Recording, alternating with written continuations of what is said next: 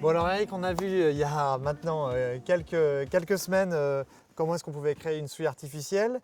Le mois dernier, on a mis un petit peu de Scrofix pour tenir les sangliers. Et puis là, on va mettre une pierre de sel. À quoi ça sert de mettre une pierre de sel justement à côté d'une souille? Alors, donc, la pierre de sel, il faut savoir une chose, c'est que tout mammifère, de toute façon, a besoin de sel. Ça, c'est une nécessité. L'homme a besoin de sel. Tout animal, de toute façon, a besoin de sel. Donc, l'intérêt, c'est de lui apporter cette pierre de sel qui est une forme de sel de gemme, c'est-à-dire que c'est du sel, c'est ce qu'on appelle du sel, donc du sel de mine, c'est-à-dire que c'est du sel des blocs, non pas des blocs ronds, etc. Donc c'est du sel qui est ce qu'on appelle du sel fossile, donc qui n'est pas du sel marin mais du sel de terre. Donc l'intérêt de cette pierre de sel, c'est tout simplement vous la positionnez à un endroit qui est relativement clair, pas bien loin d'un emplacement de Scrofix ou de goudron ou de Plux, etc. Ils vont venir la lécher de toute façon au fur et à mesure, même s'ils la poussent, même s'ils l'embarquent, qu'ils la mettent 10 mètres plus loin ou 15 mètres plus loin, il ne faut pas s'inquiéter, de toute façon ils la retrouveront naturellement.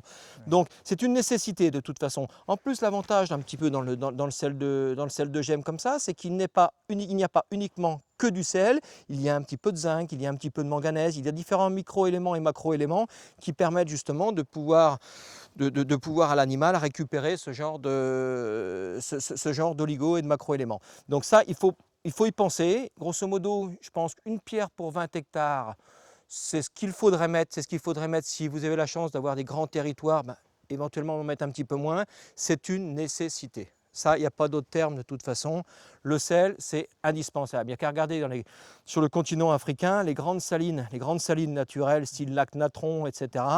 Il y a des densités faramineuses d'animaux qui viennent dessus. Il y a des raisons pour cela. Donc autant positionner voilà, une pierre par-ci, une pierre par-là. Ça sera toujours mieux que l'animal tape plutôt dans le sel plutôt qu'à éventuellement gratter, écorcer, etc. pour récupérer du sel d'une façon ou d'une autre. Et à titre indicatif, une femelle de sanglier gestante, a besoin d'environ 4 à 5 grammes par jour. Donc il faut bien qu'elle le trouve d'une façon ou d'une autre. Donc autant le trouver directement sur un emplacement qui lui semble sympathique. Hormis les sangliers, quels sont les animaux qu'on voit en France et qui vont venir justement sur les pierres de sel? Tous les mammifères, ça peut être un renard, ça peut être une genette, ça peut être un chevreuil, ça peut être voire même un mulot. Tous les petits mammifères aujourd'hui ont besoin de sel. Vous mettez même, il y a un truc qui est paradoxal, vous mettez un petit peu de sel sous forme cristaux à côté d'une coopérative agricole, c'est toujours des petits pigeons qui viennent manger, des petites tourterelles qui viennent. Donc c'est indispensable pour les animaux, pas seulement pour les mammifères. Bon, nous on l'utilise principalement pour les mammifères, mais tous les animaux ont besoin de sel, tout simplement à une dose qui peut être infime, à une dose relativement importante, mais on a tous besoin de sel de toute façon. Très bien. Tous, les animaux et même nous aussi. Donc, Les humains, tout à fait. goûter. Ah, tu vas pouvoir lécher, tu vois.